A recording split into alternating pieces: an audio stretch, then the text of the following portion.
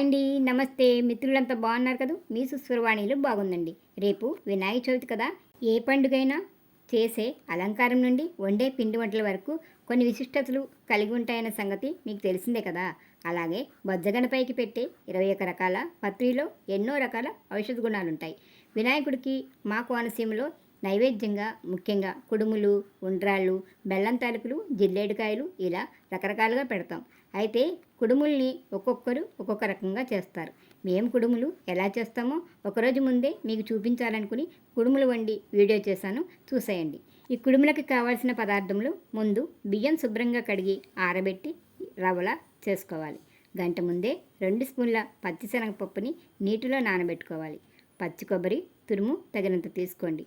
తగినంత కళ్ళుప్పు తీసుకోవాలి. ఇక కుడుములు చేసేద్దాం రండి. ముందుగా గిన్నెలో 2 గ్లాసుల నీరు పోసి అవి మరిగేటప్పుడు సరిపడినంత ఉప్పు వేసుకోవాలి. తర్వాత బియ్యం రవ్వని వేసుకోవాలి.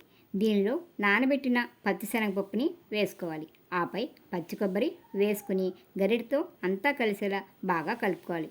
ఇప్పుడిక పొయ్యిపై నుండి దించుకుని కొంచెం చల్లారిన తర్వాత ఇదిగో నీటిలో చెయ్యి తడిపేసుకుని ఇలా మీకు కావాల్సిన సైజులో ఉండలుగా చేసుకోవాలి. ఉండలు చేసుకోవడం అయిపోయాక ఇప్పుడిక ఒక ఇడ్లీ పాత్రలో 1 గ్లాసు వాటర్ వేసుకుని దానిలో ఇడ్లీ రేకుని పెట్టి దానిపై మరొక రేకుని పెట్టి దానిలో ఈ కుడుములు అన్నీ ఇలా పేర్చేసుకుని పైన మూత పెట్టుకోవాలి.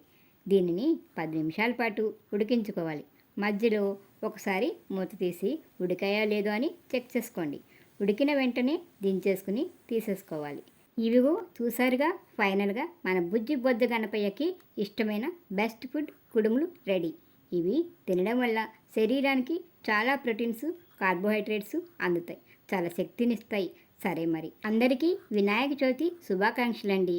మీరు చేపట్టే మంచి ఆలోచనలకి పనులకి ఎలాంటి విఘ్నాలు కలగకుండా దిగ్విజయంగా పూర్తవ్వాలని మనస్ఫూర్తిగా కోరుకుంటున్నాను.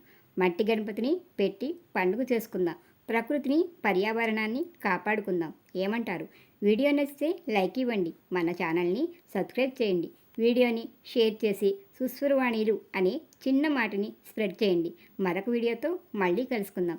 అంతవరకు సెలవు మరి. నమస్తే.